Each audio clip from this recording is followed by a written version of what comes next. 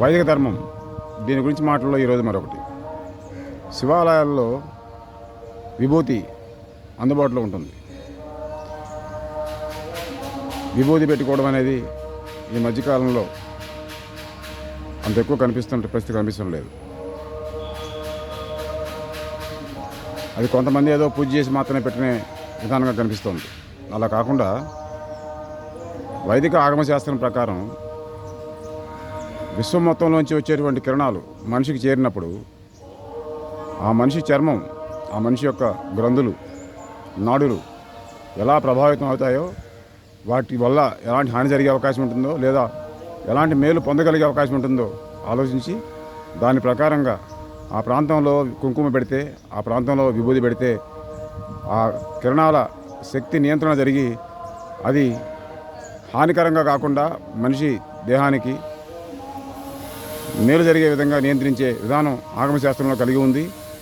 ఆ విధంగా మాత్రమే ఆ విభూతిలో, ఆ కుంకుమలో ఆ లక్షణాలు ఉంటాయి. మూఢనమ్మకంగా అనుకోకుండా, ఎవరైనా మూఢనమ్మకం అంటే కూడా అలా అనిపించకుండా శాస్త్రబద్ధంగా కిరణాల నియంత్రణ నిమిత్తం మాత్రమే ఏర్పడ్డ విధానంగా అనుకుంటే అలా ఆచరించడం సరైంది.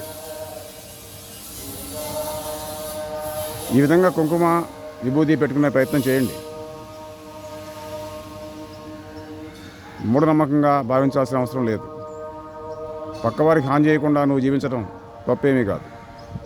నేను యూనివర్సిటీ విద్యలో అత్యున్నత స్థాయిలో చదివాను. మా తాత వేలుముద్ర. అయితే ఒక మాట చెప్పేవాడు, గన్నేరు పప్పు తింటే చచ్చిపోతారు, జీడిపప్పు తింటే బలం వస్తుంది అని. ఇంత చదువు చదివాను కదా, నేను చాలా పెద్ద చదువులు చదివాను. మా తాత ఏలుముద్రగాడు, ఆయన చెప్పింది నేను తినాలి.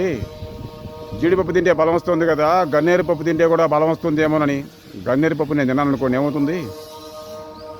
పక్కవాడికి హాని కలిగించకుండా, పక్కవాడిని పెట్టుకోమని బలవంతం చేయకుండా నీ విభూతి నువ్వు పెట్టుకో, నీ కుంకుమ నువ్వు పెట్టుకో. అది నీకు ఖచ్చితంగా మేలు చేస్తుంది. ఇది వైదిక ఆగమశాస్త్రం చెప్పిన మాట.